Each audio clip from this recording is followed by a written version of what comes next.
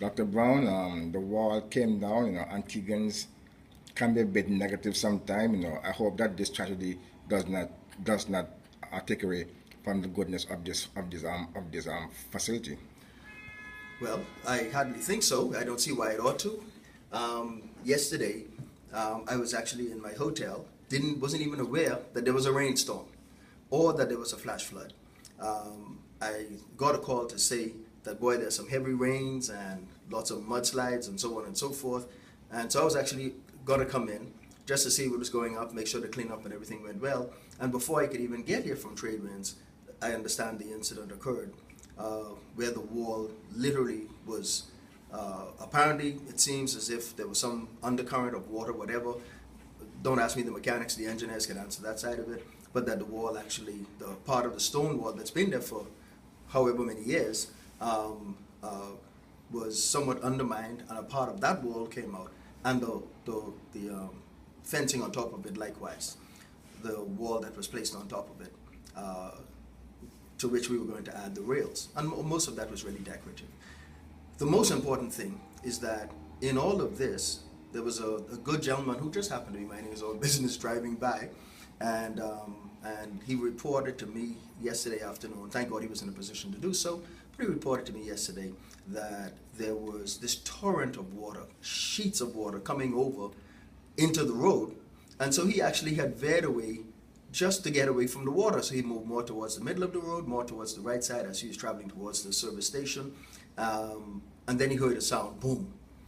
Didn't have a clue what it was, stopped his car, and eventually found out that a part of the wall had actually come down. And I give thanks to the Almighty that this did not land on him. So there were no injuries, and that was the first question I asked when I was called about it. Was anybody injured? After that, you could fix anything else. You could fix a wall, you could replace a wall, you could replace a car. There was some damage to his car, by the way, so we've already rented a car for him within a few hours, had him in a car so he could continue his livelihood, and of course, sent his car off to be repaired. And thank God we didn't have to call an ambulance for him to be repaired, if it weren't worse than that. The issue of whether the cancer center has any issues of quality, I don't exactly understand how an act of God in the form of a flash flood could impact on the integrity of the cancer center for its ability to deliver cancer care. We already have 2004 to now an 11 to 12 year history of first level cancer care via the Cancer Center Bahamas. That's American College of Radiation Oncology accredited. And that we are very, very proud of, because we're the only center outside of North America that has that accreditation. We have made the center here in Antigua even more advanced and sophisticated than our system is presently in the Bahamas. So this is now the latest generation cancer center in the OECS. Forget in the OECS, in the Caribbean, we have the latest, because unless somebody came up with a new technology advance in the last 3 months, then we have the latest. Somebody else may have it, but nobody has anything later. And that, I don't see how the rain is going to affect that. So no, the integrity of the cancer center is very much intact. And to that end, we just had an additional inspection, as was reported a couple of weeks ago by PAHO, the Pan American Health Organization, on behalf of assessing us against the IAEA standards, International Atomic Energy Agency standards, and we passed them with flying colors, as was reported a couple of weeks ago in a press conference with the Minister of Health, Honorable Malvin Joseph.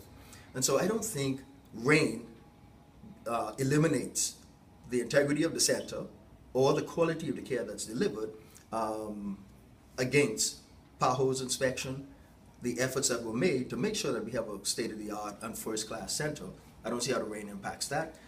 The center is still here, as you can see. A part of the wall is damaged. We're actually going to reconsider how that's replaced, and that's what it is. And you hope that the next time the Lord sends a flash flood, that it doesn't affect us or anybody else in Antigua.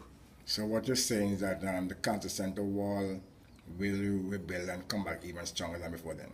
The wall, the Ministry of, I guess it's Works, Ministry of Works and our own structural engineer have already been here. They've done an assessment. They'll make their recommendations as regards what repairs we ought to put in place.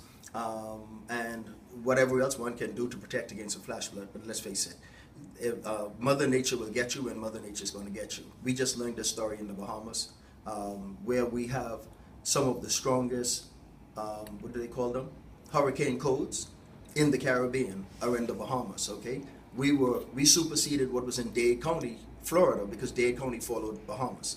And we just had 3 islands literally totally devastated in the Bahamas just 2 weeks ago by Joaquin, Hurricane Joaquin. All right, and this came back onto the country so quickly that nobody was even prepared. Nobody even had shut us up. So the weather things that we're seeing today, I'm not getting into why, but we're seeing some rather extremes of weather, and one of them was seen yesterday. And the evidence is there for it in terms of the amount of damage that was inflicted and the amount of flooding that was seen in some areas of the island. And so if you get caught in a flash flood, you're going to see the evidence of it. Ours just happens to be a bit of the wall coming down, and like I said, thank God nobody was injured. And if that's the only damage that we have, I'll take that any day of the week. Okay, now regarding the treatment, what are the numbers looking like so far? How many cases have you been treating?